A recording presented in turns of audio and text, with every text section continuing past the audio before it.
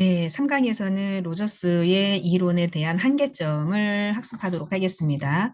로저스에 대한 장점도, 좋은 점의 평가도 있었지만, 한편으로는 한계점도 이렇게 후대 사람들은 이렇게 평가를 했습니다. 한계점의 첫 번째는 로저스는 인간의 자발적이며 합리적으로 건설적인 방향으로 나아가는 존재라는 점에서 인간 본성에 대한 선한 측면만을 강조를 했다라고 하는 게 뭐 한계점이라고 이야기를 합니다. 너무 잘해도 꼬투리 잡기 위해서 한계점이라고 얘기를 했는데 우리가 생각했을 때 보면 자 우리처럼 뭐 전문가 그러니까 심리적 전문가는 아니어도 로저스의 이론은 공감하고 그리고 현장에서의 어떤 삶을 굉장히 좀 잘 평가를 하겠다라고 하는 거 그리고 과거에 얽매이지 않고 현실에 잘 적응하면서 미래를 설계한다라고 하는 입장에서는 참 우리가 생각했을 때는 정말 훌륭한 학자다라고 얘기를 하는데 한편으로는 너무 선한 인간의 본성만 강조를 했다라고 하는 측면이 또 한계점이라고 이야기를 한다라고 본 거죠. 자, 로저스는 학습에 대한 어떤 인간 행동의 발달을 무시했다는 점을 한계점으로 들었습니다. 자, 우리 학습에 의해서 인간 행동이 발달한다라고 하는 것은 누구의 이야기예요? 반두라 이야기 했었죠. 학습, 그러니까 모방, 이런 것들을 이제 학습을 통해서 이루어진다라고 했는데, 로저스는 뭐 학습은 인간 행동의 발달을 무시했다라고 하는데, 그렇게 무시한 것 같지는 않지만, 어쨌든 한계점에서는 이렇게 평가를 내렸다라고 보는 거고요. 자, 세 번째 한계점에서는 로저스는 이론에 있어서 클라이언트 자신의 문제를 해결하는 방식에 초점을 두지 않고 문제에 관한 클라이언트 자신의 인식과 이해를 증가시키려는 통찰, 그래서 지향적인 접근이기 때문에 대안이 대안 제시가 없었다. 그래서 개입의 효과성을 파악하기가 어렵다라고 봤던 거죠. 그 로저스는 이야기했듯이 어떠한 문제가 있으면 내담자가 스스로가 선택해서 스스로가 찾아가는 방법을 제시를 했다라고 했죠. 그러니까 로저스는 그냥 공감적인 경청, 무조건적인 그 들어주는 거, 이거를 이야기를 했잖아요. 기다려주는 거.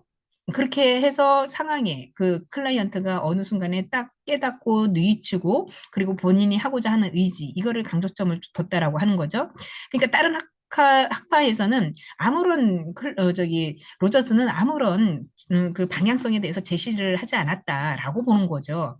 그래서 환자 스스로가 어떠한 부분에 도달하고 깨닫고 그 해결할 수 있는 거를 찾았기 때문에 그렇다라고 본 거고요. 그리고 한계점 네 번째는 치료자는 비지시적이어야 하는데 상담의 주체를 제시하거나 어떤 제안도 하지 않았다. 예, 로저스의 상담 기법이 그렇습니다. 누구에게 어떠한 제안을 주지 않고 스스로가 뭐 무조건적인 들어주는 경청 이거를 많이 로저스는 이야기를 했기 때문에 제안을 할 수가 없는 거죠. 그래서 클라이언트에게 어떠한 뭐 비전 제시나 이런 거를 하지 않았기 때문에 한계점에 이렇게 평가를 내리는 그, 뭐랄까요? 그, 비평? 이런 거를 했다라고 하는 거죠. 자, 그래서 클라이언트의 면접에 방향을 잡아야 할 책임이 있다라고 하는 것은 이제 다른 학자들이 이렇게 비평을 했다라고 하는 부분입니다. 자, 두 번째 학자 메슬로우의 생애. 메슬로우 같은 경우에는 우리가 그 다섯 가지 이론이라고 얘기했었던 건데 아주 유명한 학자잖아요. 자, 그래서 메슬로우는 1900년대 사람입니다. 그래서 러시아에서 부모 밑에서 자라서 성장했는데 장남으로 태어났다라고 합니다. 자, 메슬로우는 20세기 초에 미국으로 이주를 해서 대부분의 이민자 가정들이 그렇듯이 메슬로우의 부모도 경제적인 어려움을 겪고 있는 상태에서 어린 시절 메슬로우는 이웃의 유대인이라고는 전혀 없는 곳에서 외롭고 고립된 생활을 하였다라고 하는 거죠.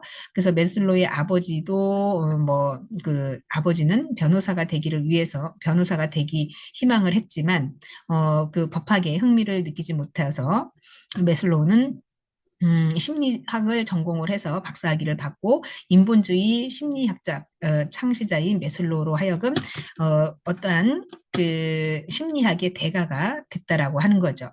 그래서 중간에 왓슨의 행동주의 심리학 책을 이제 접해봤죠. 그리고 나름대로 인본주의 사상에 관련해서 매슬로우는 행동주의 토대로 해서 원숭이의 성적 특성과 지배 특성에 관한 논문들을 개발을 했고요. 또 행동주의가 세상의 모든 것을 해결해 줄 수 있다라고 생각을 했지만 이제 딸이 출생하면서 아이가 보이는 복잡한 행동이 매슬로우로 하여금 행동주의를 포기하게 만든 한 요인이 되었다는 에피소드가 있었습니다. 그리고 1930년대 후반에서 40년대 초반에 나치의 위협을 피해서 유럽에서 미국으로 이주한 이후에 여러 학자, 그래서 프롬이라던가 아들러 등과 만나면서 이제 교류를 하기 시작하면서 세계 2차 대전 이후에 인간의 중우와 편견 이런 것들을 경험하면서 인본주의 심리학의 어떤 결정적으로 전환하게 되었다라고 하는 것인데, 이후에 매슬로우는 1991년에 그 대학에서 심리학을 가르쳤고요. 그리고 미국 심리학 회장이 됐고 그 이후에 굉장한 논문들을 발행을 했고, 그리고 중요한 거는 매슬로우의 창조적인 부분에 있어서 어떠한 그 인간의 보편성인 본질 이런 것들에 관심을 가지기 시작했습니다. 그래서 인간은 태어나면서 잠재적으로 창조성을 지니고 있으나 문명화되면서 창조성을 잃었다라고 생각을 하고요. 온화한 환경에서 성장할 때 자신의 본성을 실현하기 위해서는 능동적인 노력을 함으로써 창조성은 더욱 뚜렷하게 발전을 한다라고 주장을 했고, 창조성이란 누구에게나 잠재해 있는 것이기 때문에 특별한 자질이나 능력을 요구하지 않는다라고 하는 거죠. 자, 그래서 매슬로우가 생각하는 주요 개념에 형성되어 가는 것에 중점을 둔 것이, 인간은 결코 정적인 존재가 아니라 항상 무언가 다른 존재가 되려고 하는 과정에 있다라고 보고, 현재의 내 모습, 과거의 내 모습과 다르고 또 미래의 내 모습은 지금의 내 모습으로부터 무언가 긍정적인 의미에서 달라져야 한다는 것을 주장을 했습니다. 그래서 자신의 잠재력을 가능한 한 많이 인식하고 사람들이 자유롭고 또 이런 가정에 매슬로우라는 어떠한 그 형성되어 가는 성격에 있어서의 인간의 본성은 고유한 자아실현의 과정으로 설명할 수 있었음을 이제 직시를 했죠. 그래서 사람이 살아가면서 성장하기를 거부하는 것이고 스스로 인간 실존의 가능성을 부정하는 것에서 유출한 게 바로 본인이 원하든 원치 않든 세상을 살아가는 동안에는 삶에 있어서의 책임을 져야 된다라는 것을 깨우치게 된 거죠. 자, 그랬다 보니까 자신에게 주어진 자유, 책임으로부터의 도피는 인생 전반에 대해서 잘못된 신념을 가진 것이고 결국은 자포자기하는 삶을 사는 것이라고 되어지는 것에 큰 어떠한 핵심적인 인간의 인성의 인성의 결국에는 결손 욕구와 성장 욕구라는 것을 개발을 하게 되죠.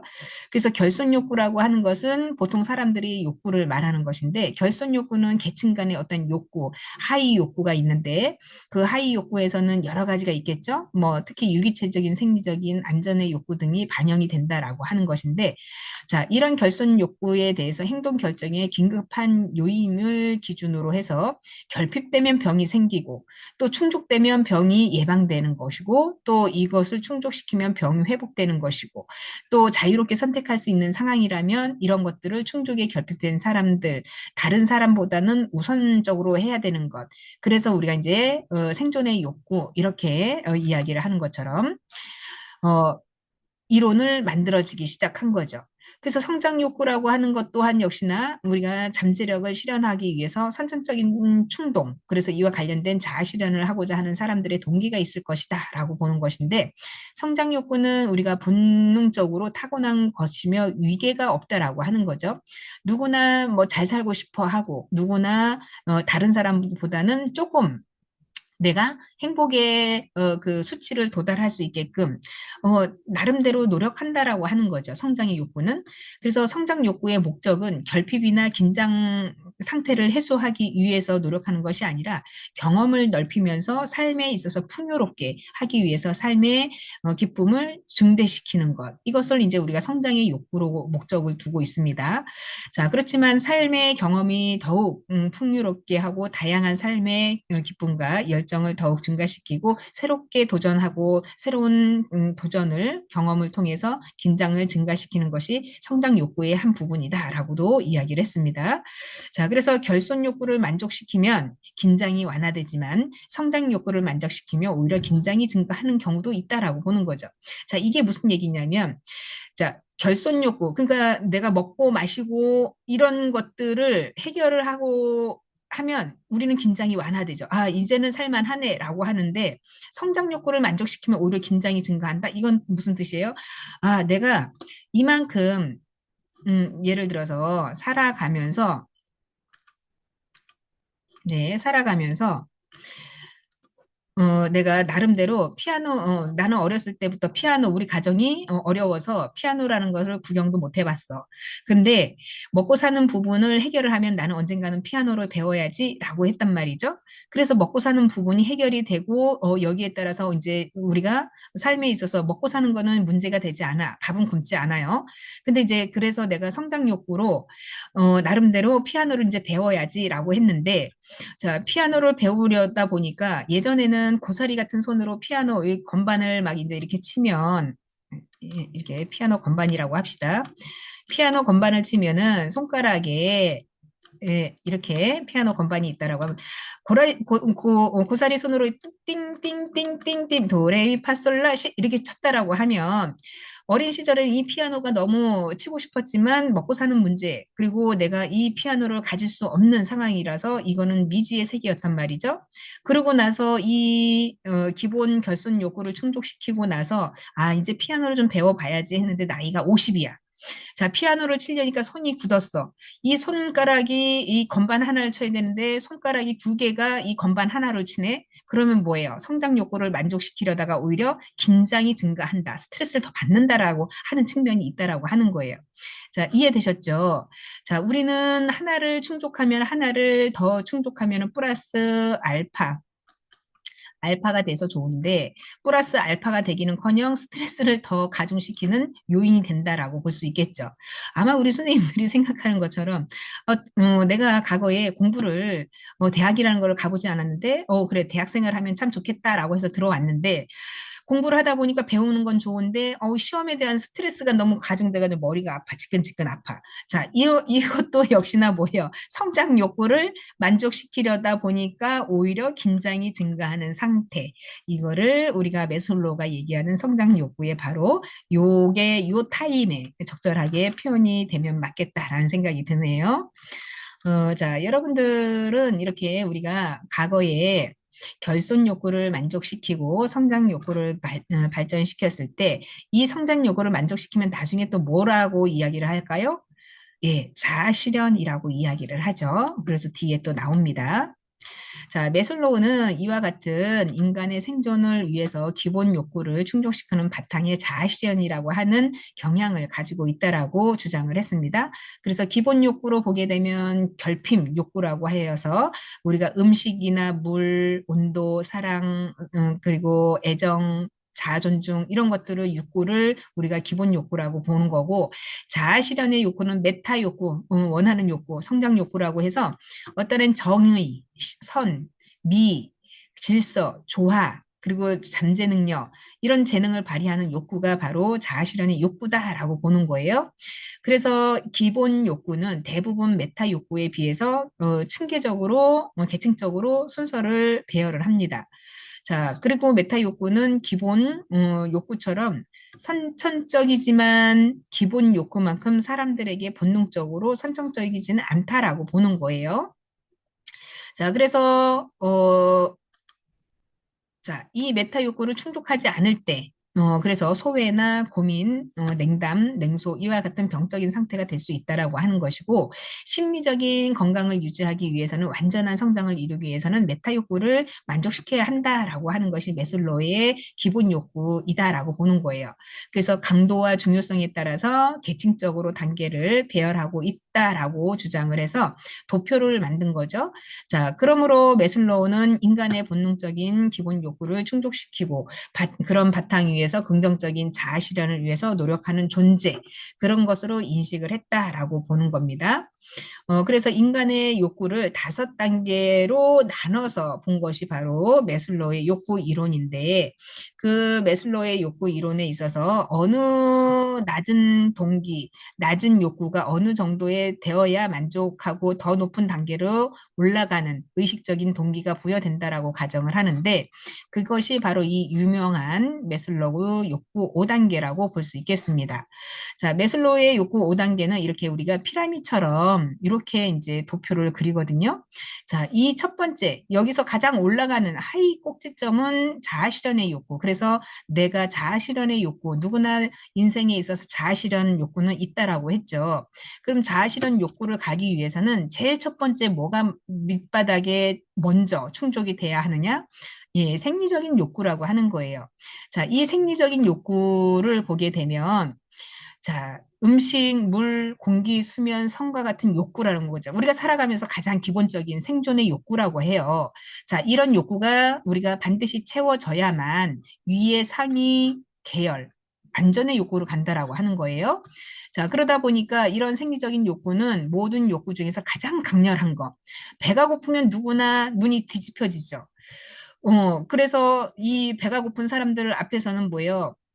서로 음식을 쟁탈하려고 거지들이 막 싸움을 하거나 아니면 그 진짜 전쟁이 일어났을 때 가장 시급한 건 뭐예요? 먹는 거잖아요. 군인들이 어디 가서 전쟁을 하더라도 기본적으로 생리적 욕구로 먹고 마셔야 예, 싸움을 하잖아요. 그러다 보니까 가장 강렬하고 강력한 이게 욕구가 1차적인 부분 생리적인 욕구다라고 보는 거고 생리적인 욕구가 만족되지 않거나 충족되지 않았을 때는 더 높은 단계로 올라갈 수가 없다라고 하는 거예요. 매슬로우가 이야기했었을 때.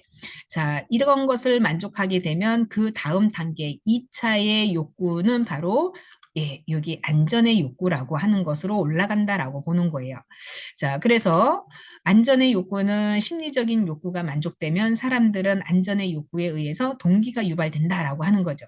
자, 내가 이제 배가 고파서 먹고 그리고 수면 상태에서 잠을 자고 그렇다라고 하면 이게 이제 나한테는 충족이 됐어요. 그 다음에는 그러면 나한테 어떤 동기가 필요하냐라고 하는 거예요. 그래서 사람들은 자, 내가 안전하다라는 것을 불안하게 되면 뭐예요? 안전하지 않는 부분이죠. 그래서 안전의 욕구에는 이런 나의 어떠한 신변에 대한 보호에 대한 질서에 대한 그 불안에 대한 공포로부터 해방 이런 것들을 요구를 한다라고 하는 거예요. 그래서 인간의 욕구가 발생하는 주요한 이유는 사람의 어떠한 자신의 미래 그런 거에 대해서 확실성, 안정성, 예측성 이런 보장받고 싶어하는 욕구가 나온다라고 하는 것인데 매슬로우는 이런 안전 욕구를 유아와 신경증적으로 보이는 성인에게 있어서 아주 중요하다라고 보았다라고 하는 거죠. 자, 그래서 세 번째 욕구는 안전의 욕구가 나에게 정확하게 인지를 했다라고 하면 그 다음 3단계는 사랑과 소속의 욕구가 생긴다라고 하는 것이거든요. 그래서 이 생리나 안전의 욕구가 충족됐을 때 나타나는 세 번째 단계라고 이야기를 하는데 다른 사람과 어울리고 애정을 나누고 또 그 친구들이 있어야 되겠죠. 그래서 뭐 애정을 나누고 싶은 욕구 그리고 나의 친구가 있어줘야 될 이유 이런 것들이 생긴다라고 하는 거죠. 결국에는 대인 관계에서의 친밀한 접촉이나 동료 의식을 갖고자 하는 욕구가 생긴다라고 하는 것입니다. 그래서 메슬로우는 과학 기술에 발달된 현대 사회에서의 어떤 소속감이나 사랑의 욕구가 충족되기에는 더욱 어려워진다라고 지적을 함으로써 이 사랑과 소속의 욕구는 3단계 차원에서 이루어져야 된다라고 본 거고요. 네 번째는 자존감의 욕구라고 하는 거예요. 그래서 사랑과 소속의 욕구가 만족되면 자존감의 욕구가 생긴다. 그래서 메슬로우는 이 두 가지의 분류를 나눴는데 하나는 다른 사람이 자기를 중요하게 여기는 것이기 때문에 타인으로부터의 존경. 그래서 다른 사람이 나를 존경의 뜻으로 그래서 아, 저 사람 참 괜찮은 사람이야 인정해 주는 거. 자, 이런 것이 필요하다라고 했고 또 다른 한 차원에서는 스스로 자기를 소중하게 생각하는 자신으로부터의 존중이라고 보았습니다. 그래서 자기 존중을 이루기 위해서는 자신이 유능감해야 되고 자신감도 있어야 되고 숙달돼야 되고 어떤 성취 동기에 있어서 굉장히 자유롭게 독립적으로 기능하는 사람 이렇게 이제 모든 조건을 갖춰야 된다라고 하는 것이 자존감의 욕구라고 보는 거예요. 자, 마지막 자아실현의 욕구라고 하는 것이 지금까지 1단계부터 4단계까지 이루어졌다라고 하면 마지막 단계의 자아실현의 욕구를 충족하는 상태. 그래서 자신의 성취를 어떠한 지금까지 살아온 인생에 있어서 성취할 수 있는 모든 잠재력, 능력을 인식하고 그것을 성취하려는 욕구로 성장하고자 하는 것을 이야기를 합니다. 그래서 여기에 도달한 사람들은 자신의 능력, 재능, 잠재력 이런 걸 충분히 발휘할 수 있도록 노력하는 것인데 자아 실현이라고 하는 측면이 있어요. 그래서 자아 증진을 위해서 자신이 갈망해서 그동안 잠재적으로 내가 지니고 있었던 것을 실현하는 욕망에 대한 욕구라고 할 수 있는 거죠. 그래서 자기가 원하는 종류의 사람이 되는 것, 그래서 자신의 잠재력을 최대한 발휘하는 것, 이것이 자아 실현을 위해서 많은 조건이 필요한 부분에 있어서 꼭 이루어야 되는 단계라고 한 부분에 있어서 메슬로우가 마지막으로 이야기한 욕구라고 보는 거예요. 자, 그래서 자아 실현의 욕구에는 첫 번째는 사회와 자신의 어떤 구속으로부터 자유로워져야 되고, 두 번째는 욕구 위계 질서에서 하위에 있는 생리적인 욕구와 안전의 욕구에 집착해서는 안 되며, 가족과 타인과의 친밀감을 느끼면서 남을 사랑해주고 또 남에게 주어야 하는 것, 그리고 주고받는 것이 있어야 된다라고 하는 거예요. 그래서 마지막에 무엇보다도 자신의 어떤 강점이나 약점, 선악에 대한 현실적인 지식을 갖춰야 된다라고 하는 것이 바로 자아실현의 욕구로 볼 수 있겠습니다. 자, 그러면 성장 동기는 나중에 보고, 자, 메슬로우의 이렇게 욕구를 봤을 때, 여기에 메슬로우의 그 피라미드에 대한 그 아주 유명한 그림 이거 하나만 딱 제시해 주시면 이게 누구 이론이라는 것은 우리는 이제 척 보면은 압니다라는 식으로 이렇게 머릿속에 집어 넣어야 돼요. 자, 메슬로우의 1단계, 2단계, 3단계, 4단계, 5단계라고 했잖아요. 자, 그러면은 우리가 인생을 살아갔을 때, 자, 우리 에릭슨이 이야기한 8단계 있었잖아요. 8단계 생각나시나요? 에릭슨이 얘기하는 8단계 인생의 이론. 그래서 영아기부터 1세, 1세부터 3세, 3세부터 5세, 5세부터 이렇게 이제 우리나라 나이로 보면 7세, 7세부터 초등학교 다니는 시기가 몇 살이에요? 12세인가요? 12세. 자, 요게 6세, 7세, 예. 그리고 청소년기, 청소년기, 청소년기, 그리고 청년기, 그 다음에 뭐예요? 중년기, 그 다음에 뭐예요? 노년기. 자, 그래서 이렇게 쭉 가다 보면은 하나, 둘, 셋, 넷, 다섯, 여섯, 일곱, 여덟, 8단계라고 했죠. 자, 우리 에릭슨이 이야기한 것은 8단계이고 이 8단계에 있어서 각 발달 단계에 있어서 과업이 있었다라고 했죠. 그래서 우리가 시점을 봐야 되는 것은 이제 여기서부터 청소년기는 뭐예요? 자아 정체감 대 자아 정체감 혼란이라고 했죠. 청년기 때는 뭐를 가지고 해요? 예, 사랑에 대해서 어떠한 소속감을 느껴요. 예, 사랑에 대해서 자기의 어떠한 반려자를 찾거나 동료에 대해서 끈끈한 어떠한 그 근면성을 가지고 여기서 생활을 하죠.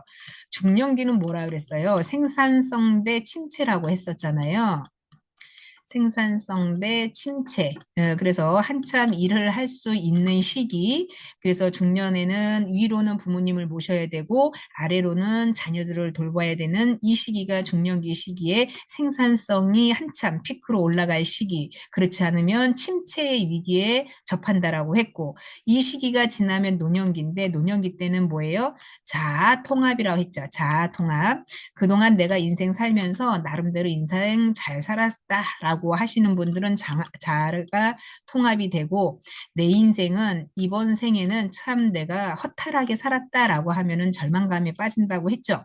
자, 이게 메슬로의 욕구 단계에서 있었을 때, 자, 이게 에릭슨의 욕구 단계로 봤었을 때, 메슬로우 같은 경우에는 요 욕구를 우리 인간의 욕구 5단계로 나눴는데, 연령으로 놓지를 않았어요. 차이점을 보면. 에릭슨은 연령으로 나눴는데, 메슬로우 같은 경우에는 인생을 여기에 연령으로 두질 않고, 자, 이거는 뭐 우리가 아이를 기점으로 놓은 거는 아니잖아요. 그렇다 보면 성인, 그러니까 온전히 성인을 가지고 이 이론을 개발을 했다라고 보시는데, 자, 생존의 욕구라고 하는 것은 우리가 아까도 이야기했듯이 배가 고프면 먹어야 되죠. 추우면은 덮어야 돼요. 그리고 기본적인 성 에너지 발산을 해야 되죠. 그래서 우리 나름대로 삶에 있어서 일차적인 부분은 생존의 욕구이기 때문에 강력한 힘이 발행이 된다. 가만히 있으면 나한테 누가 음식을 갖다 주나요? 누가 돈을 갖다 주나요? 돈이 있어야 쌀을 사 먹고 반찬을 사 먹고 하죠. 자, 그러다 보니까 생존의 욕구는 내가 어쨌든 열심히 살아야 된다라고 하는 일차적인 생존의 욕구가 있기 때문에 여기에 있어서 굉장히 필요한 부분이고, 자, 그래서 내가 생존의 욕구 나름대로 부지런히 일을 해서 돈을 벌어야지라고 하면서 열심히 돈을 벌어서 이만큼 우리 집에 창고에 가득가득, 예, 여기다가 쌀 갖다가 놓고 음식 갖다 놓고 뭐 이렇게 다 가득가득 싸놨어요. 지금 이거 갖다 놓으면 어떻게 해요? 썩죠. 그러니까 우리는 이걸 음식을 뭐라고 해요? 돈이라고 해요. 머니. 자, 머니라는 것을 이렇게 화폐 가치로 만들어서 집에다가 막 금은보화처럼 이렇게 갖다 쌓아놨어요. 그랬더니 가만히 있어봐라. 내가 이거를 가만히 내가 우리 집에 숨기고 있으면 어느 날 불이 나서 또는 도둑놈이 와가지고 이거를 훔쳐가면 어떡하지? 불이 나서 몽땅 타서 없어지면 어떡하지? 그러니까 불안감이 생길 거 아니에요. 자, 그래서 1차적인 부분에 있어서 생존의 욕구를 채웠는데 그렇다고 하면 우리 집을 안전하게 내가 어떤 바운드리를 해야 되지 않을까라고 하면서 2차적인 부분에 뭐에 안전의 욕구를 여기에다가 희망을 하는 거죠. 자, 안전의 욕구라고 하니까 나름대로 뭐예요? 내가 삶을 살면서도 안전의 욕구를 실행하기 위해서는 이 돈을 은행에 갖다 놓으면 안전하겠네. 또 내가 집을 나가서 길을 횡단보도를 갈 때 보면 횡단보도를 지났는데 어떠한 그 신호를 무시하는 차가 일방적으로 휙 가가지고 내가 차하고 부딪혔어. 그래서 사고가 났어요. 그래서 두 번 다시 내가 횡단보도를 가기에는 막 떨리고 위험할 것 같아. 라고 생각을 하는 거죠. 그러니까 점점 나름대로의 안전의 욕구를 폄하하는 거죠. 그래서 없던 법을 막 생기게 만들고 또 사람의 안전을 가지고 사회, 국가에서 안전하게 국민을 보호해야 되는 법들이 생기죠. 그래서 신호등이 빨간불이면 자동차는 서야 되고 또 사람이 초록색 불이면 걸어가야 되고 이러한 규칙들을 만드는 거죠. 그래서 보다 내가 생활에 밀접하게 이 사람이 살아가면서 환경에 뭐예요? 안전에 대한 여러 가지 규제, 방안 이런 것들을 만들어 놓는다라고 하는 거죠. 자, 그랬더니 이제는 돈도 있고 안전도 했는데 내가 너무 외롭네. 그러다 보니까 살아가면서 뭐예요? 주변 사람들과의 어떠한 소속 그리고 내가 내 나름대로의 외로우니까 나도 내 배우자를 만들어 봐야지라고 하면서 여기저기 뭐예요? 사람들을 만나면서 이 사람들과의 담화에서 애정을 느끼고 소속감을 느끼고 그러면서 사람들이 이렇게 나하고 친분을 쌓으면서 나는 이 사람들 사회적인 관계에서 그래도 좀 행복하게 살아가는구나라고 생각을 하는 거죠. 자, 그러다 보니까 이 나름대로 소속과 사랑을 가지고 살고 있는데 이 나름대로 요 분야에서도 갭이 생긴다라고 하는 거죠. 계급이라는 것들이 이제 사람들이 점점 생기기 시작하는 거예요. 그래서 이 예를 들면 회사를 들어갔는데 똑같은 신입사원이 100명이 들어갔는데 자, 능력을 봤더니 이 100명이 여기에서 보니까 두드러지게 나타나는 사람들이 한두 명씩 나타난다라고 하는 거예요. 그러다 보니까 회사의 입장에서는 이 100명들한테 똑같은 공지사항을 똑같이 100번을 얘기하느니 나름대로 여기서도 좀 성적이 월등히 업적이 좋거나 어떠한 성실도 면에서 타의 모범이 되는 사람들을 뽑아서 부서장을 시켜준단 말이에요. 부서장을. 자, 그러다 보니까 이 사람들은 여 100명들 사이에서도 그나마 주변 사람들이 이 사람은 참 그래도 괜찮은 사람이야. 인정을 해주는 타당성 있는 어떤 객관적인 자료로 인해서 이 사람들이 진급을 하거나 승진을 하거나 그런단 말이죠. 자, 그러면은 이 사람들은 뭐예요? 나름 다른 사람들한테 존경의 욕구를 받는다라고 하는 거죠. 이 존경의 욕구가 바로 여기 4단계라고 하는 거예요. 이 사람들은. 그래서 주변에서 나를 인정해주고 또 나름대로 내가 열심히 하다 보니까 사람들로 하여금 그 존경의 욕구를 받으면서 살다 보니 이제는 내가 어느 정도 사회적인 위치가 되고 명예도 가지고 하다 보니까 그동안에 쭉 살아온 인생을 보니까 이제는 나도 다른 사람한테 내 삶에 있어서 여유가 됐던 부분을 좀 나눠줘야지라고 하거나 아니면 내 나름대로 실현의 욕구를 좀 형성을 해야지 그동안에 내가 못했던 꿈을 이룬다거나 다른 사람을 위해서 좀 봉사를 하는 어떤 희생적인 삶을 살아야지라고 하는 사람들. 자, 그래서 여기 자아 실현의 욕구는 성장의 욕구라고 이야기를 할 수 있겠죠. 자, 그래서 의 메슬로우 욕구는 우리가 1단계부터 5단계까지 쭉 올라가는데 단계마다 한 단계 올라갈 때마다 이런 미션들을 수행할 때 이 미션들의 욕구가 반영이 돼야 다음 단계로 올라간다라고 하는 이론을 만들었습니다. 자, 그런데 가만히 보니까 이 이론에 한 단계 한 단계 밟고 올라가면 가장 이상적이겠죠. 근데 이걸 다 무시하는 사람이 있다라고 하는 거예요. 나는 먹고 마시는 게 중요하지 않고 소속과 사랑과 애정을 다 가질 필요도 없어. 나는 여기 최고봉 여기 이상에서만 나는 살고 싶어. 그렇기 때문에 내가 좀 덜 먹어도 어때고 안전을 좀 지켜주지 않고 하면 어때? 근데 나는 저기 여기에 이타적인 삶을 살 거야. 이타적인 삶.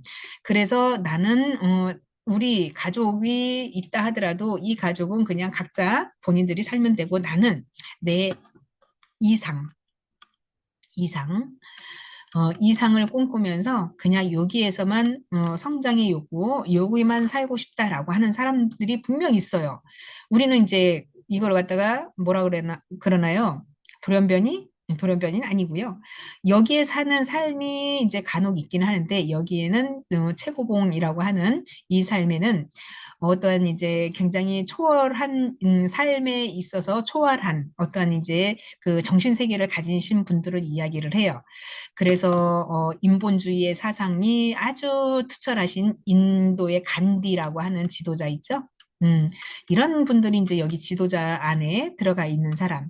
그리고 뭐 이제 그 수녀님들이나 목사님들이나 아니면 뭐 신부님들, 그래서 남을 이롭게 하시고자 하는 분들 있잖아요. 그래서 종교의 큰 뜻을 가지고 사시는 분들, 우리는 뭐 종교를 가지고 있더라도 이런 기본적인 건 또 충족을 해야 되지만 이런 걸 다 무시하고 정말 그 신앙 쪽에 조예가 너무 깊고 그래서 이 사상적으로 모든 사람들에게 이롭게 살고자 하는 삶을 그 송두리째 짊어지고 가시는 정치적인 게 아니라 신앙적인 어떤 종교자 이런 분들이 이제 여기에 꼭대기에 이렇게 상위 1% 이내에 생각하시는 분들이 있다라고 보시는 거죠.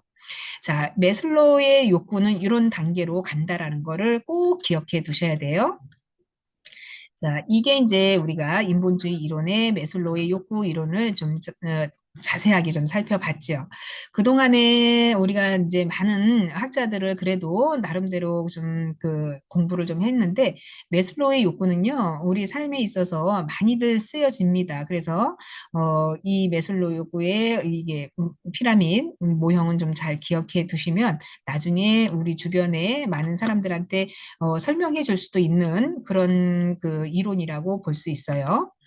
자, 그래서 메슬로우의 욕구 이론에 있어서 자,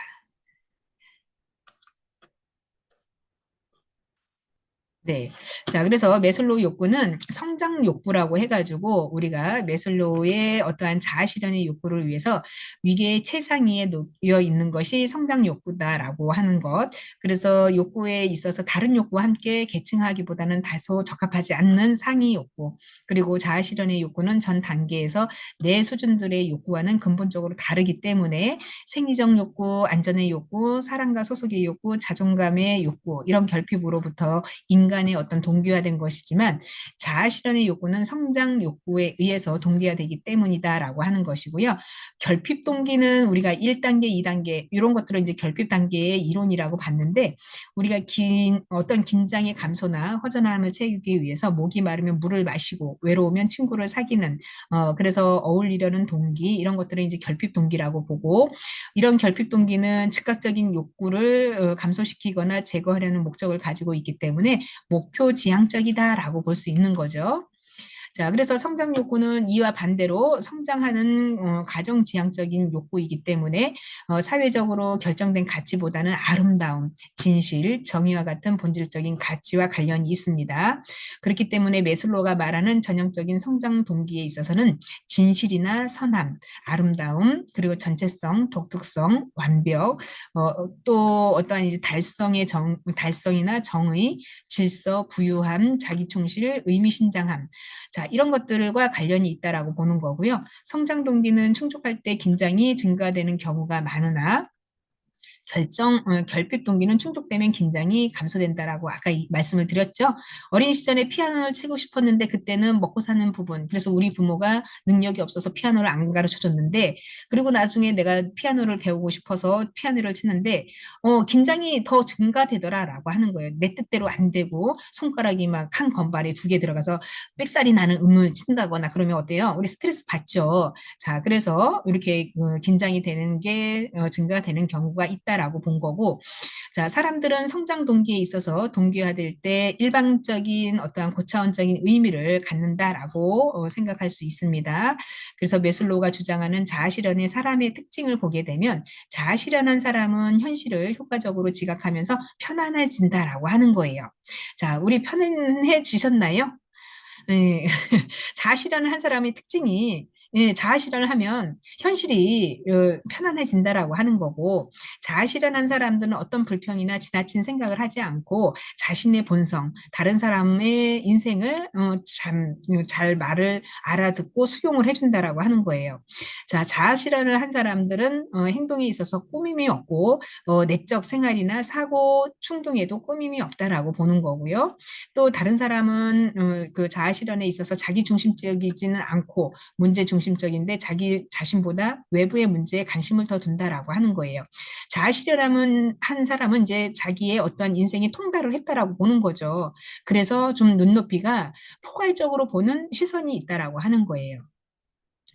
그래서 자아 실현을 한 사람은 자신의 어떠한 그 불편해하지 않으면서도 혼자 있을 수도 있고 일반 사람들과 보다 더욱 고독과 사생활을 즐기려는 경향이 있다라고 하는 것, 치열하게 살지 않는다라고 보는 거죠. 자, 메슬로에서 이런 자아 실현한 사람들의 사회 환경으로부터의 비교적 독립적으로 되어 있고요. 또 자연이나 어린 아이와 같은 삶의 기본적인 것에 관해서 기쁨, 즐거움 이런 것들을 느끼고 새롭고 순수하게 감사해 하는 놀라운 능력이 있다라고 보는 거예요. 자, 그래서 우리 나이 드신 어르신들 보면은 이렇게 막 삶에 있어서 굉장히 초월하신 분들 있으시잖아요. 제가 지난번에 이제 그 어디 요양병원에 실습을 한번 나갔는데 거의 연세가 90대가 넘은 어르신이었는데 굉장히 요양병원에 오신 지가 15년 되셨다고 하는 거예요. 그래서 여기서 외롭지 않으시냐라고 그리고 집에 가고 싶지 않냐라고 했더니 집에 가고 싶지 않다라고 이야기를 하세요. 그래서 의외의 답이 나와서 왜 그러시냐라고 했더니 내가 집에 가면 나로 인해서 자식들이 불편하더라라고 하는 거예요. 나는 집에 가고 싶어서 내 나름대로 그냥 내 편안한 집이 좋지만 나로 인해서 내가 가면 자식들이 나를 밥수발을 들어줘야 되고 또 자꾸 들여다 봐야 되니까 그네들이 바쁜 생활을 하는데 나로 인해서 그 시간을 뺏을 수는 없다. 그래서 내가 불편하기 때문에 안 가고 싶다라고 얘기를 하시고 그리고 삶을 본인이 젊은 시절에도 열심히 살아오고 자식을 위해서 열심히 살아왔는데 나중에 병들고 늙어보니 다 부질없는 짓이더라 라고 하면서 인생을 초월을 하시더라고요. 근데 이제 매슬로우 욕구 이론을 보면 어느 정도 성장 단계에서 성공한 삶에 있어서 자아 실현을 하는 마지막 5단계였는데 이분이 살아오는 삶에 있어서는 그렇게 크게 뭐 성공했다라고 하기는 보다는 연세가 있고 나이가 들어보니 이제는 내가 어떠한 바람도 또 하고자 하는 것도 그리고 젊었을 때 너무 일을 열심히 많이 해서 몸은 여기저기 아프니 늙어보니 별거 아닌 것에 너무 힘을 많이 쏟았다라고 이야기를 하시더라고요. 순간 그 말에 굉장히, 예, 저도, 한 대 얻어맞은 것처럼 머리가 띵 했었습니다. 자, 우리가 삶을 사는데 누구나 인생은 한 번 태어나서 한 번은 죽는데, 이 연세 드신 90세 넘으신 어르신이 인생 살아보니 너무 안달복달 살 필요도 없고 너무 종종거리면서 살 필요도 없고 어차피 늙어서 이 인생이 끝나가는 무렵에는 그냥 아무 의미 없이 이제 이렇게 살아온 것에 대해서 본인이 느끼는 그 삶의 마무리 단계에서 그냥 초월했다라고 이야기를 해야 되는지 하여튼 이런 부분에 있어서 맥이 좀 많이 풀렸다라고 해도 과언이 아닐 정도로 저희가 이제 충격을 많이 받았거든요. 그래도 열심히 살면 그래도 나름대로 가치 있는 삶을 살아야겠다라고 생각을 했는데, 이렇게 아무 무의미한 삶을 요양원에서 보내고 있는 그 분을 봤을 때, 이 삶이 어떻게 보면, 우리의, 순서인 인생의 마무리되는 순서라고 보는 삶에 있어서 선배라고 느꼈던 부분이 갑자기 생각이 났었습니다. 자, 우리는 또 주어진 일에 최선을 다하면서 사는 것이 이제 또 나름의 어떠한 인생관인데, 자, 그래도 후회 없이 살려면 내가 노력하는 삶이 그나마 좀 낫지 않을까라는 생각이 들었어요. 자, 그래서 매슬로우의 욕구 이론에 있어서 자, 자아 실현은 우리 어떤 사람들은 자아 실현을 한 사람은 한의와 경이로움 또 경외감 이런 것들을 갖는 신비한 경험들을 한다라고 하고 또 자아 실현을 하는 사람들은 때로는 분노와 혐오감을 느끼기도 하지만 대체로 인간에 대한 깊은 어떤 일체감, 공감, 애정 이런 거를 가지고 있다라고 보는 거고요.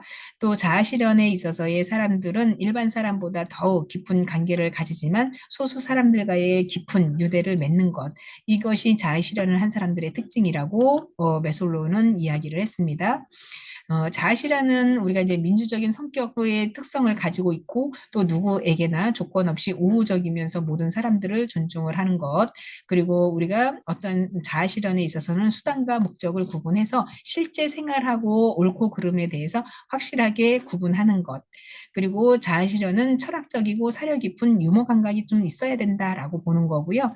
또 어린 아이의 순수함에 가까울 창조성을 지니고 있다라고 보고 또 어떤 자아 충족에 있어서도 자율적이기 때문에 특정한 방식이나 생각하고 행동하라는 사회적인 압력이나 문화 적응에 저항한다라고 볼 수 있습니다. 자, 그래서 매슬로우는 우리가 평가를 하게 되면 매슬로우 동기에 관한 이론을 개발을 했고 또 매슬로우의 동기의 역할에 깊이 연구를 했다라고 보는데 인간의 본래 선하고 기본적인 욕구가 충족되면 자아 실현이 가능하다라는 인간관을 가지고 있었다라고 하는 거 그리고 자기에 관한 고유성을 획득하는 경향을 가진 사람들은 자신이나 타인을 잘 수용하고 자발적이고 또 강력한 문제 해결 발휘할 능력을 소유하고 자율적이고 기능적인 자신의 환경을 인정할 줄 아는 사람이어야 된다라고 하는 것을 평가에서 내렸고요. 또 개인의 어떤 성격 차에 있어서는 개인의 잠재력을 가지고 있는 자아 실현이 얼마나 성취하느냐에 따라서 달라진다라고 하는 평가를 가지고 있었습니다. 자, 이렇게 매슬로우가 제시하는 인간 행동에 대한 어떤 욕구, 이런 것들이 인본주의의 원리에 기반을 두고 있었다.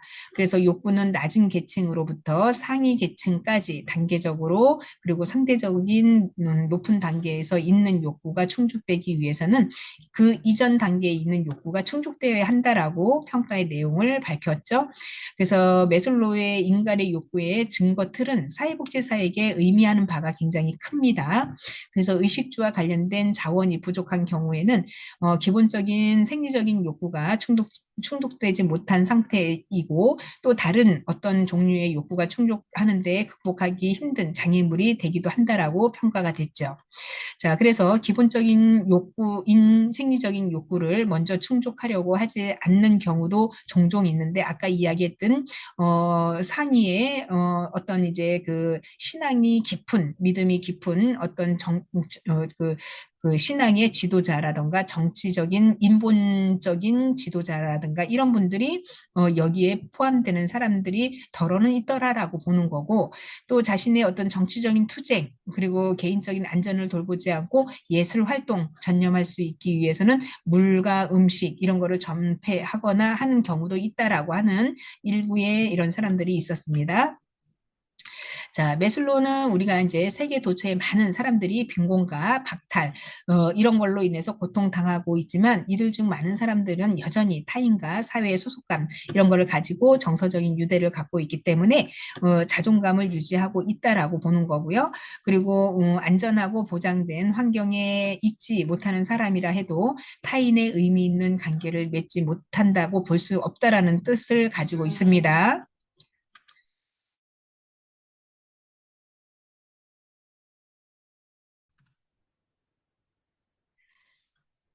그래서 우리가 이러한 그 사람들과의 어떤 자존감 유지를 하고 있는 부분에 있어서 그리고 안전된 생활된 보장에 있어서도 타인과의 의미 있는 관계를 맺고 있다라고 하는 점에서도 여러 가지 뜻이 있다라고 생각을 합니다.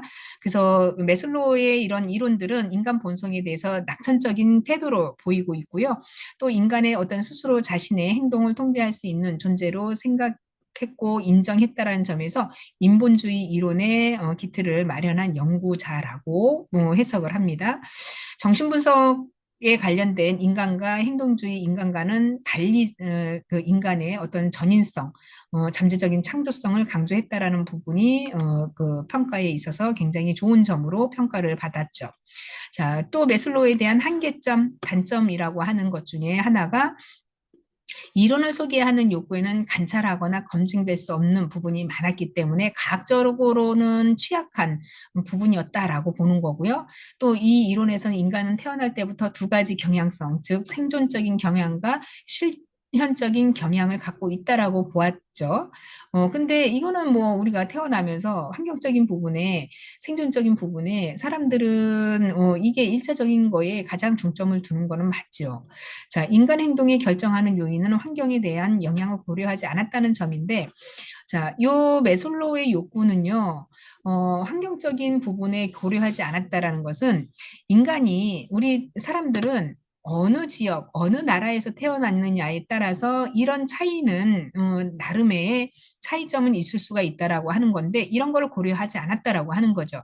자, 대한민국에 태어나는 신생아와 아프리카에 태어나는 신생아, 자, 이 둘을 비교했거나 아니면 밀림 속에 태어나는 뭐 원시의 부족들 이런 사람들의 환경 이런 거를 고려하지 않았다라는 점인데 결국에는 한계점을 찾다 보면 이렇게 환경적인 부분 고려하지 않았네라고 하는 판단 이런 것들이 뭐 있을 수는 있겠죠. 자, 그래서 우리가 사회복지 실천에서의 인본주의 사상을 적용해 본다라고 하면 인간 본성에 대한 긍정적인 관점, 지향하는 인본주의의 접근에 대해서 인간을 이해하고 또 인간을 전제로 환경과 상호작용의 존재로 보는 어떤 자신의 경험 그리고 해석, 이해를 존중하고 클라이언트 중심의 활동에 개입을 가능하게 해주었다라고 실천적인 의미를 부여를 하고 있고요. 특히 성장을 지향하는 인간의 노력, 그래서 인간 자체의 존엄하고 가치 있다라고 하는 가정은 그 인간의 전인성과 창조성 이런 거를 주장하는 인본주의의 이론의 핵심적인 요소라고 봤습니다. 그래서 인본주의 이론가들은 이 비정상적이거나 이탈적인 인간 행동에 초점을 두고 있는 정신역동 이론이나 행동주의 이론과는 달리 긍정적이고 성장, 지향적인 인간의 본질에 초점을 두고 있다라고 그 실천 사항에 적용을 하고 있죠. 그래서 인간의 성격 발달과 행동에 영향을 주는 환경적인 요소로 매우 중요하게 생각하고 인간에게 한층 희망적이고 낙관적인 견해를 가지고 있다라고 실천에서의 삶을 이렇게 강조를 하고 있습니다. 자, 우리 교재로서는 인본주의에 관련된 이론은 여기서 마무리를 하고요. 타교재를 가지고 제가 다시 한번 그 썸머리를 하도록 하겠습니다.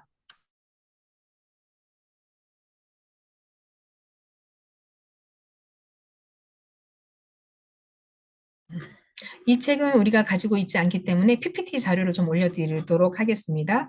자, 인본주의 이론 이야기에서 칼 로저스라고 하는 그 이제 우리가 앞서서 배운 내용에 대해서 핵심 요약을 좀 하자면 인본주의 이론에 있어서는 역사적인 시기에 따라서 형태, 이런 뭐 전통적으로 내려오는 내용들을 인본주의 사상으로 무의식적인 결정에 의해서 정신분석 이론과 환경 결정 이론에 근거를 한 행동주의 입장에 반대를 했다라고 했죠.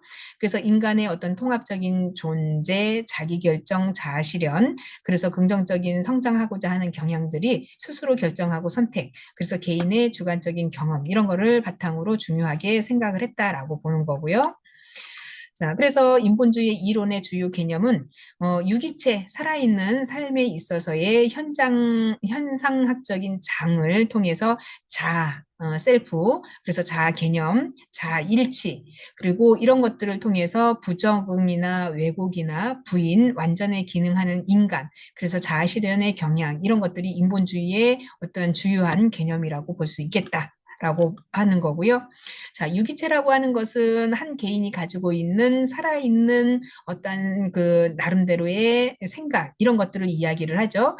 그래서 사상이나 언행, 신체, 개성, 잠재력, 이 모든 것을 포함한 전 인격체로서의 개인을 지칭하는 유기체, 하나의 살아있는 사람을 이야기를 한다라고 보면 되고요. 현상학적 장이라는 것은 각 개인에 따라서 지각하기에 나름에 따른 어떤 경험적인 주관적인 세계에 대한 경향을 이야기를 합니다. 그래서 자아라고 하는 것도 우리가 자아에 대한 어떠한 부분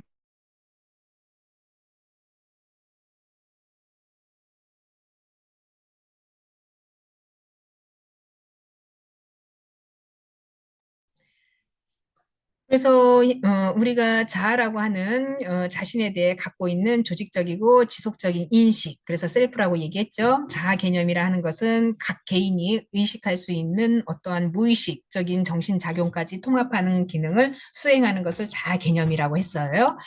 자, 그래서 인본주의에서는 자아일치감이라고 하는 것 중에 하나가 실질적인 자아와 이상적인 자아가 있다라고 하는 거. 그래서 이 실질적인 자아와 이상적인 자아가 일치를 해야 되는 건데 이게 불일치가 되면 어떤다? 문제가 생긴다. 그래서 정신병적인 기질이 생기는 것이 바로 여기에서 충돌을 하기 때문에 그렇다라고 보는 거고요. 부적응이라는 것은 생리적인 반응에 기인하는 자신과 타인의 어떤 평가에서 오는 갈등 결과가 부적응적인 역할이 오는 것이라고 볼 수 있고요. 왜곡이라고 하는 것은 어떤 상황에 있어서 정확하게 받아들이지를 않고 자기의 어떤 수용할 수 있는 방향으로 틀리게 해석하는 것. 그래서 예를 들면 어, 이제 우리 자신에게 다른 사람이 전유림이 참 이쁜 사람이야 라고 얘기를 했었을 때 내가 좀 이쁘면 그 인정을 하겠는데 전유림이라는 사람이 참 못생긴 사람인데 저 사람 참 이쁜 사람 저 사람 전유림이라는 사람은 이쁜 사람이야 라고 하면 왠지 모르게 사람들이 그걸 가지고 저한테 욕하는 것 같다는 느낌이 들 거 아니에요. 이쁜 사람한테 이쁘다라고 얘기를 하면 욕이 아닌데 못생긴 사람한테 이쁘다라고 얘기를 하면은 받아들이는 사람이 뭐라 그래요? 너 지금 나한테 욕하는 거지? 라고 왜곡해서 생각한다라고 하는 거예요. 근데 실제로 이제 우리는 외모만 가지고 아, 참 이쁜 사람이야 라고 하지 않고 그 사람의 성격이라던가 하는 행동들이 참 이쁘면 좀 얼굴은 다소 뭐 이렇게 이쁜 곱상한 얼굴이 아니어도 그 풍겨 나오는 내면이 이쁘면 참 전유림이라는 사람은 예쁜 사람이야 라고 얘기했었을 때 받아들이는 입장에서 그래 나 참 괜찮은 사람이야? 나 듣기 좋아 라고 하면 되는데 저 사람 지금 못 먹을 걸 먹었나? 뭘 이쁘다고 해. 나 못생긴 거 다 알거든. 막 이렇게 얘기하는 사람 있잖아요. 자, 왜곡해서 방향을 틀리게 해석한다라고 하는 거죠. 이런 부분은 답이 없어요. 사실 본인 스스로가 왜곡하면 그게 계속 이제 뭐 네가티브적인 생각을 한다거나 안티적인 생각을 하면서 살면 결국에는 본인 스스로가 굉장히 피곤할 텐데 어쨌든 왜곡이라고 하는 부분은 우리가 살면서 이런 거는 지양해야 된다라고 할 수 있겠습니다. 자, 부인이라고 하는 거는 현실적으로 일어나는 사실이지만 심리적으로 그 사실을 받아들이는 것이 두렵고 불안해서 그 장면, 사건들을 무시하는 현상 이런 거를 이제 부인이라고 얘기를 해요. 자, 인본주의 이론의 주요 개념을 보게 되면 안전히 기능하는 인간이라 하는 것은 잘 살아가는 사람의 어떤 삶에 있어서의 가치, 그래서 완전히 기능하는 사람은 자신의 경험을 포용적이라고 생각을 하고 또 실존적인 삶을 살아가면서 자신의 유기체를 신뢰를 하고 또 인간으로서의 자유로움 살아감 그리고 인간의 창조적인 삶을 살아가는 것 이런 것이 이제 완전히 기능하는 사람의 굉장히 현명하게 사는 사람이라고 얘기를 하죠. 그래서 자아 실현의 경향 또한 로저스가 인본주의의 어떤 개념인 자아를 유지하고 실현하는 것을 내포하는 것이 바로 자아 실현의 경향성이라고 이야기를 합니다. 또 로저스는 인본주의의 관점에서 모든 인간에게 있어서 객관적인 현실 세계란 존재하지 않으며 주관적인 현실에만 존재한다라고 강조를 했는데 이는 우리가 이제 주관적인 현실에 근거해서 행동함으로 한 개인이 생활하고 생각하고 있는 거에 있어서 느끼고 행동하는 데 있어 고유한 어떠한 방식에 이해하기 위해서는 그가 객관적인 현실을 어떻게 지각하고 해석하는지를 알아야 한다라고 하는 측면이에요. 그래서 인본주의에 대한 인간에 대한 관점, 그리고 인본주의에 대한 어떤 내담자적인 관점, 그리고 치료자의 관점이나 원조 관계에 대한 입장, 이런 것이 있다라고 합니다. 자, 이런 것들이 참 중요하다라는 인본주의 관점은 우리가 이런 것들을 인식하고 산다라고 하면 정말 세상이 아름답게 그리고 행복하게 살아갈 것 같지요. 이렇게만 살아간다면 얼마나 행복하겠어요. 자, 인간 발달의 관점에 있어서 자아 실현에 있어서의 현상학적인 장에서 분리된 어떠한 그 복잡하고 미묘한 이런 관계에서 성장해 나가면서 자아라고 하는 것들이 형성되고 인간의 근본적인 존재 이런 것들의 욕구를 발달해 나가다 보면 로저스의 주요 발달적인 관점으로 인간에 대한 어떠한 조화의 상태에서 자유롭게 성장하는가 그리고 또 인간에 있어서의 실현에 자아 실현에 있어서 조화의 상태에서 방어적으로 부적응 상태에서 가능한가? 그 상태에서의 어떤 기능적인 부분 이런 것들이 어떤 식으로 활동할 수 있는가 이런 것들을 주요 관점으로 생각을 하는 거죠.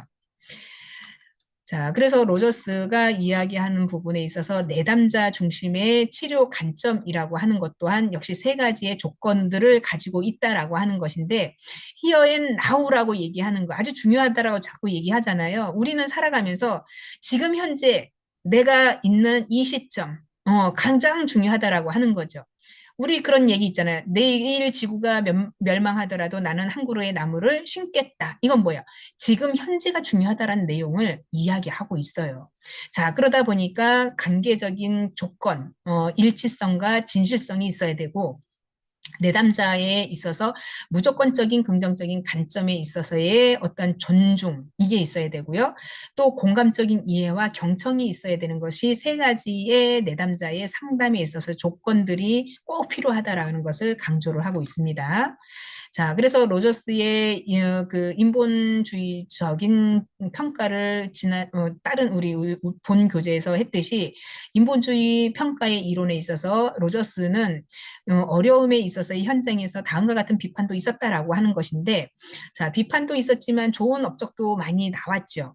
그래서 어떤 개입의 효과성을 파악하기가 어렵다, 클라이언트에 유도하는 경우가 있다, 문제 행동에 대한 설명이 부족하다, 진실된 감정의 표현이 어렵다, 그리고 긍정적인 변화의 환경과 학습의 관점으로 볼 수 있음이라고 하는데, 결국에는 뭐 나쁜 점을 긍정적인 부분과 그 저기 부정점을 서로 비교하자라고 보면 우리는 긍정적인 측면도 많이 좀 봐줘야 된다라고 하는 측면이 있죠. 자, 그리고 매슬로우 욕구는 다음 시간에 연결해서 하도록 하겠습니다. 자, 그래서 매슬로우 욕구는 다음 시간에 그 8주차 강의로 이어가도록 하고요. 오늘 수업하시느라 고생 많으셨습니다. 모두들 편안한 시간 되시기 바라겠습니다. 수고 많으셨습니다.